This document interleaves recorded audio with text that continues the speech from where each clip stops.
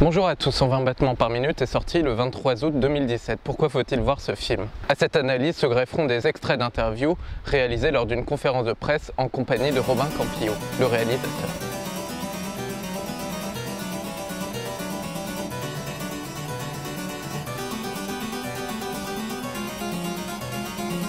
Né en 1962 au Maroc, Robin Campillo est un réalisateur, scénariste et monteur français. Au cours des années 90 et après des études de cinéma, il adhère à Act Up Paris, révolté par la prise en charge de la maladie du sida par les pouvoirs publics. Grand collaborateur du réalisateur Laurent Cantet, avec qui il a scénarisé et monté 4 films, il débute dans la réalisation sur le tard avec Les Revenants en 2004, suivi par Eastern Boys en 2015.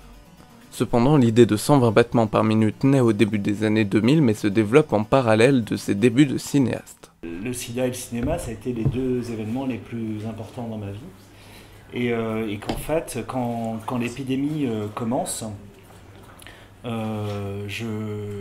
c'est en 82. En 83, on sait que ça s'appelle sida. Enfin, on voit que c'est une série de symptômes comme ça. Et moi, j'ai tellement peur de cette maladie que je fais une espèce de déni. Mais dans un déni où je ne parle plus de sexualité. Voilà. Et c'est à ce moment-là, en 83, que je rentre à l'IDEC, l'école du cinéma, et je me réfugie. Alors, j'ai toujours su que je voulais être cinéaste, mais c'est le cas. Bon, je réussis le concours et je rentre à l'IDEC en évitant de réfléchir à tout ça, etc. Et c'est là que je rencontre d'ailleurs Laurent Cantet, avec qui j'ai travaillé pas mal. Et en fait, à ce moment-là, je me suis aperçu que s'est passé un truc assez étrange, c'est que tout le cinéma que j'aimais à l'époque, et qui était encore, c'était pas très original, hein, la nouvelle vague, les gens comme Bresson, même les Straub, etc. C'était un cinéma qui n'avait aucun rapport, j'avais l'impression, avec ce que j'étais en train de vivre et ce que j'étais en train de ressentir vis-à-vis de cette épidémie, comme si cette épidémie était totalement impure au cinéma que j'aimais, quoi. Et que c'était un truc très étrange, et que d'un seul coup, le cinéma pour moi a perdu comme une forme de fonction. Donc j'ai fait cette école où ça s'est très bien passé pour plein de raisons, mais en sortant de là, en fait, je suis devenu monteur à la télévision, au JT, donc un truc complètement où j'ai monté des reportages sur Act Up avant d'y entrer. Et en fait, c'est en rentrant à Act Up, donc moi j'étais très en colère de ce qui s'était passé dans les années 80. Et je rentre à Act Up, et c'est au fur et à mesure que j'apprends plein de choses dans ce groupe-là,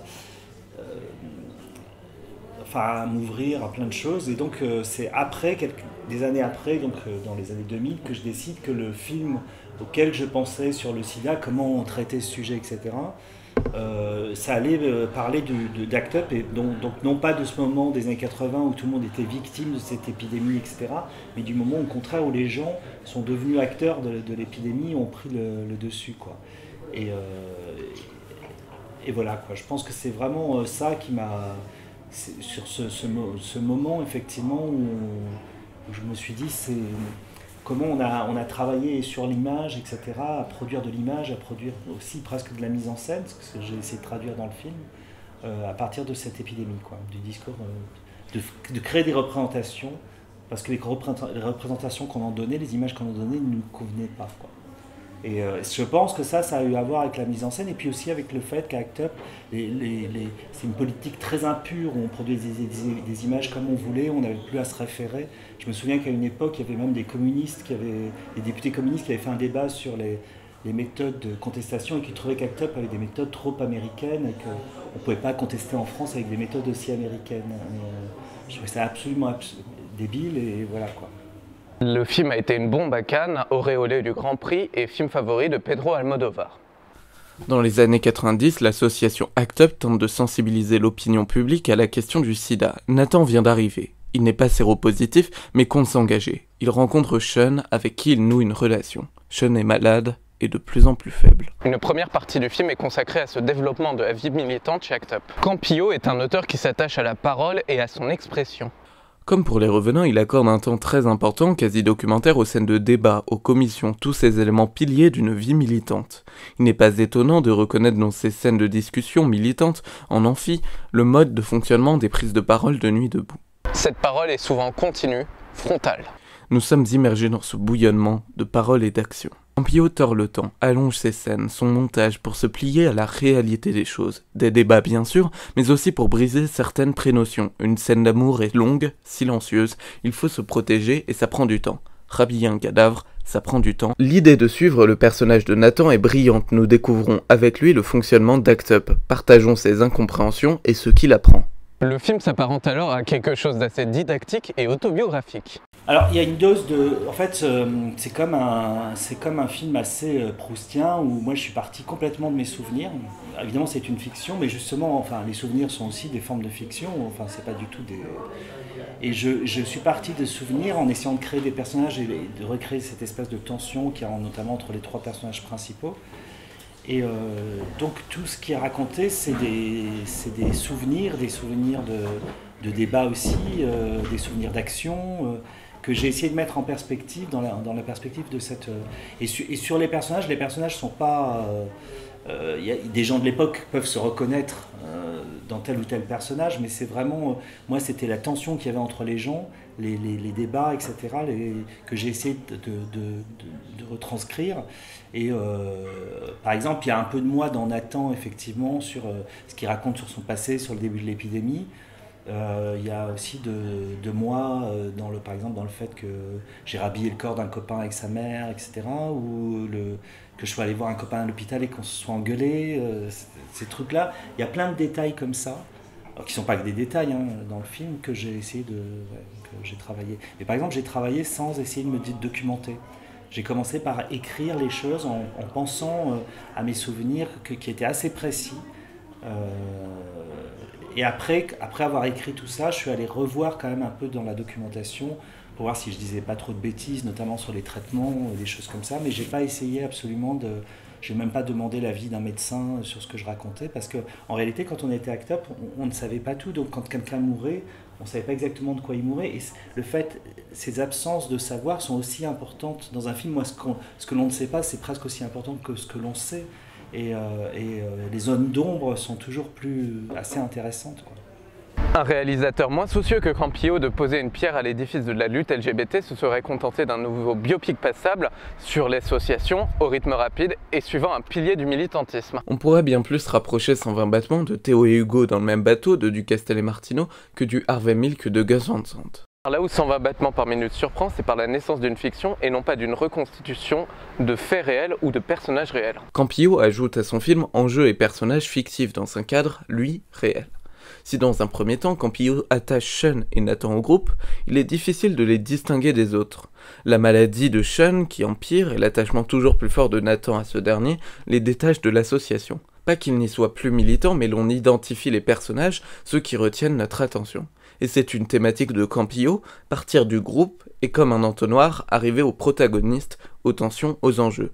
Partir de l'histoire pour arriver à la mémoire. Le film est décomposé en 3 parties, la vie associative, le couple Sean-Nathan, et Campillo lie ces 2 parties par des plans montrant le virus, les cellules, avec la 3e partie, les scènes de danse. Ces plans transitoires entre une intrigue principale et les scènes de danse donnent au film et à la maladie quelque chose de fondamentalement vivant.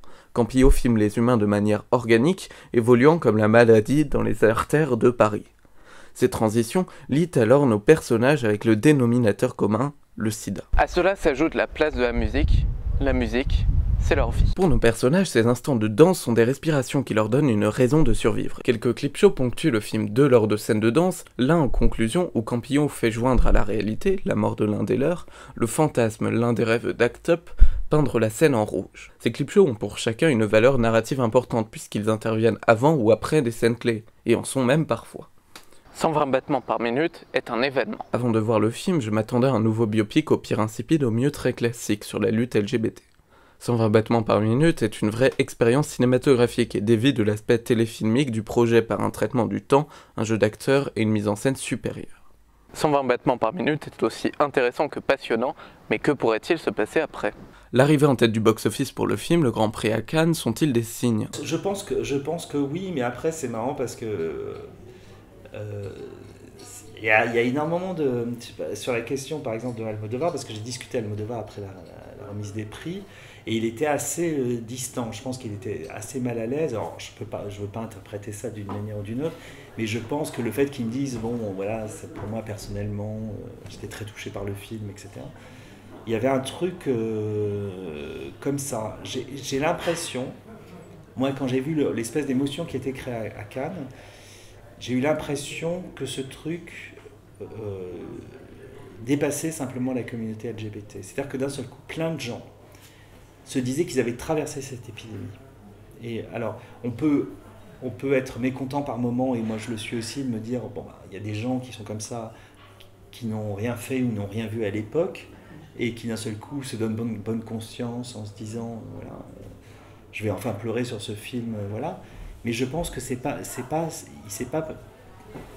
s'est pas passé que ça. J'ai l'impression qu'il y a des gens qui se sont dit, mais en fait, tiens, mon père est mort du sida, et il était bisexuel, il était dans le placard, tiens, voilà. Et que d'un seul coup, les gens ont recomposé le puzzle de 30 ans d'épidémie. Et ça, c'était quand même important.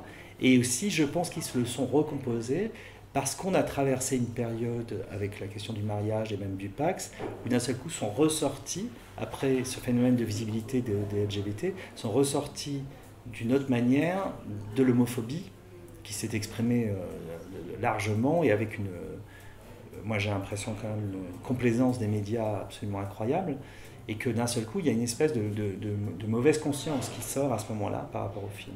120 battements par minute est une preuve que le militantisme existe et qu'une œuvre d'art peut avoir un impact sociétal. Making millions look